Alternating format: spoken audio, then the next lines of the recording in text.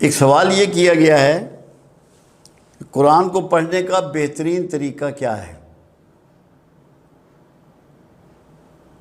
سب سے پہلی بات یہ ہے کہ رسول اللہ صلی اللہ علیہ وسلم پر جب قرآن اترتا تھا تو آپ بہت تیزی سے اس کو دہراتے تھے،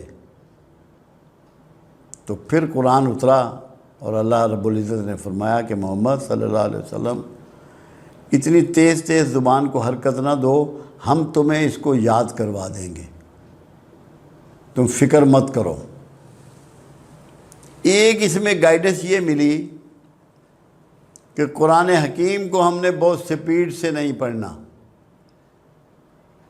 کیونکہ تحمل میں بردباری موجود ہوتی ہے۔ ہم نے تحمل سے قرآن حکیم کو پڑھنا ہے تاکہ جو اس کی فیوز و برکات ہے وہ ہمارے ذہن پہ، ہمارے قلب پہ وارد ہوں اور ہم اس سے مستفید ہوں۔ دوسرا یہ دیکھنا ہے کہ قرآن حکیم جو ہے جب رسول اللہ صلی اللہ علیہ وسلم پہ اترتا تھا تو آپ پسینے پسین ہو جاتے تھے، آپ پر کپ کپی طاری ہو جاتی تھی۔ اس کا مطلب ہے کہ یہ جو رب العزت کا جلال جو ہے اس کا پرتو ہے قرآن حکیم، آپ کے کلام ہے، یہ نہیں ہو سکتا کہ جو اس کو پڑھے اس پر اس کے اثرات وارد نہ ہوں۔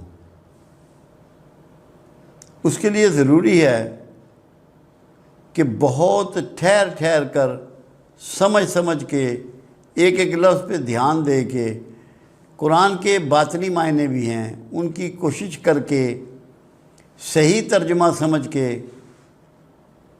قرآن کا سب سے بہترین طریقہ یہ ہے کہ آپ عربی لینگویج سیکھیں، کیونکہ جب ترجمہ پڑھا جاتا ہے مفہوم و معنی اکثر و بیشتر تبدیل ہو جاتے ہیں، اور جب اس کو اسی زبان میں پڑھ لیا جائے جو زبان اس کی ہے، جس زبان میں وہ نازل ہوا ہے، تو پھر اس کے اثرات اور اس کا فہم الگ ہوتا ہے۔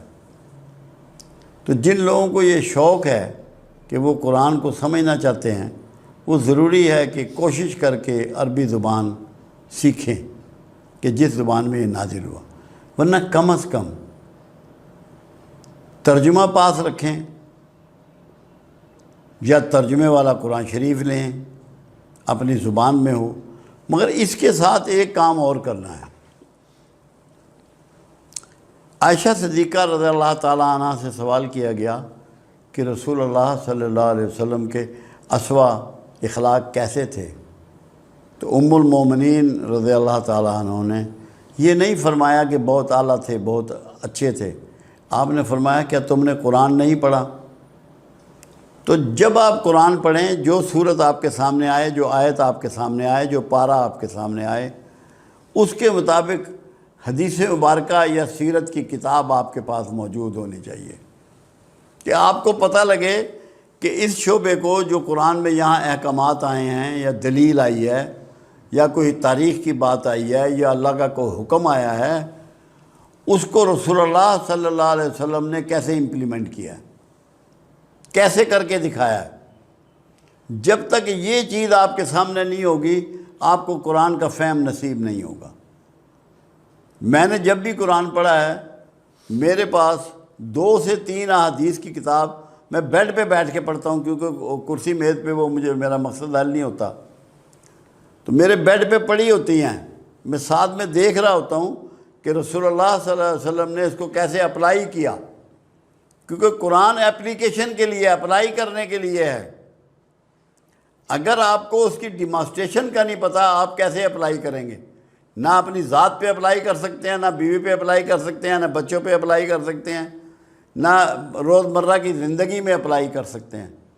اس کے لیے ڈیمانسٹریٹر کا کریکٹر، ڈیمانسٹریشن کے ثبوت قرآن کے ساتھ آپ رکھیں تاکہ آپ کو کبھی کوئی دھوکہ نہ ہو قرآن حکیم کو سمجھنے میں۔ مجھے اس دن ایک صاحب کہنے لگے کہ باطن کیسے ہوتا ہے قرآن کا؟ میں نے کہا میں تمہیں بہت چھوٹی سی بات سمجھا دیتا ہوں۔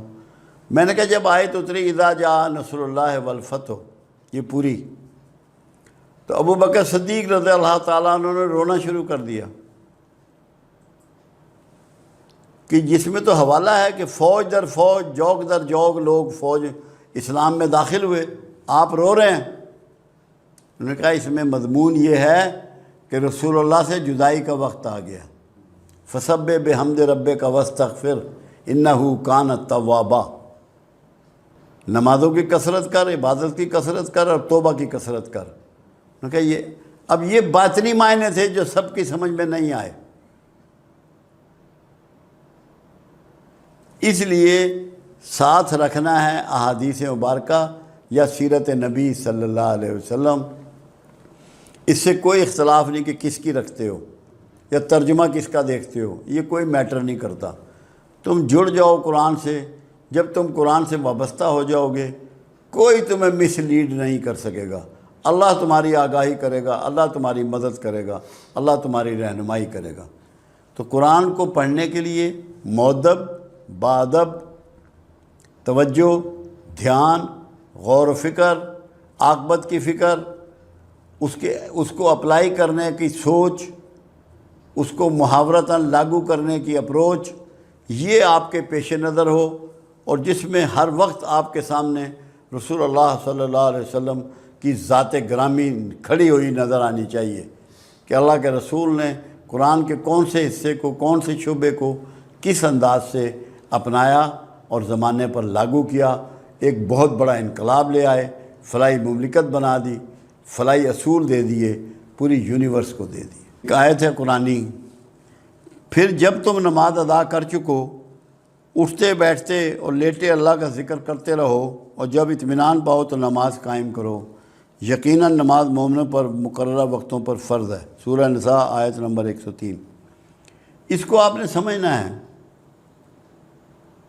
کہ یہاں اس سے کیا مراد ہے، کھڑے بیٹھے لیٹے۔ قرآن حکیم نے اس کو الگ بھی ترجمہ کیا ہے۔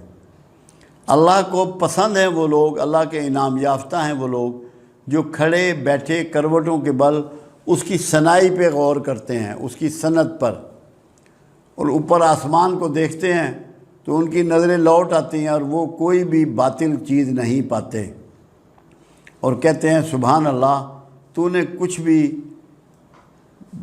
باطل نہیں بنایا، تو نے ہر چیز اعلیٰ بنائی۔ یہی اللہ چاہتا ہے، کیونکہ قرآن حکیم میں کم سے کم 721 جگہ عقل و شعور کے استعمال کرنے اور غور و فکر کا ذکر ہے۔ جانوروں میں اور ہم میں جو ہمیں جانوروں سے چیز ممتاز کرتی ہے وہ غور و فکر ہے۔ اللہ یہ چاہ رہا ہے یہاں کہ نماز بھی غور و فکر سے ادا کرو، اسی لیے رسول اللہ صلی اللہ علیہ وسلم نے نماز کے 2 ہی مرتبے بتائے، خشوع و خضوع۔ یا تو تم اللہ کو دیکھ رہے ہو یا اللہ تمہیں دیکھ رہا ہے، یہ سب غور و فکر سے متعلق چیزیں ہیں۔ جب اللہ کا ذکر ہے یا اللہ کی یاد ہے، وہ اس میں ایک چیز اور بھی ہے بہت بڑی، صفات الہیہ کو پریکٹس کرنا اس میں آتا ہے اللہ کے ذکر میں، کہ اللہ غفار ہے، معاف کرنے والا ہے۔ آپ لوگوں کو معاف کرنا شروع کریں، نماز تو آپ نے پڑھ لی، لوگوں کو معاف کرنا شروع کریں۔ اللہ رزاق ہے، آپ لوگوں کو کھانا تقسیم کرنا شروع کریں، ان کو 2 نوالے کھلائیں، ان کو روٹی کھلائیں۔ اللہ آپ کے پردے رکھنے والا ہے،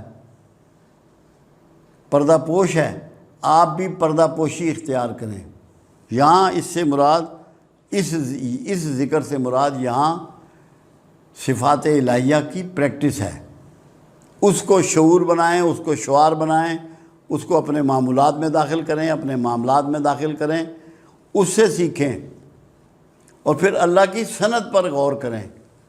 ہمیں اس نے کیونکہ خلیفۃ الارض بنایا ہمارے باپ آدم کو، تو ہمیں یہ اسائنمنٹ دی گئی کہ ہم نے غور و فکر کرنا ہے، اور جو کائنات تو نے دی ہے اس کو خوبصورت کر کے تجھے لوٹانا ہے، اس پہ ہم نے کام کرنا ہے، جو غور و فکر کے بغیر ممکن نہیں ہے۔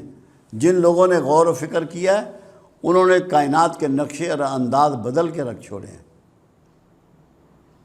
یہ کمال و خوبی ان کو نصیب ہوا۔ اگر کوئی برے اعمال کر رہا ہے، بد اخلاقی کر رہا ہے وہ دیگر چیز ہے، اس کی سزا پائے گا، مگر جو کمال کے کام ہیں وہ لوگوں نے کیے ہیں، لوگ کر رہے ہیں۔ تو یہ اس لیے ہے کہ ذکر اللہ کا کہ تم غور و فکر کرو، سوچو سمجھو کہ تمہیں دنیا میں نے بھیجا ہے، تمہاری آج کی ڈیلیوری کیا ہے، تم نے انسانوں کو آج کیا چیز دی، کیا گائیڈ کیا، کیا فیسلٹی دی۔ اس لیے یہ بات ہے۔ اطمینان تبھی ملے گا، کوئی روح اطمینان نہیں پا سکتی جب تک کہ صحیح معنوں میں اللہ کا ذکر نہ کرے۔ قرآن اس کو واضح کرتا ہے کہ تمہارے دلوں کو اطمینان ہو ہی نہیں سکتا میرے ذکر کے بغیر۔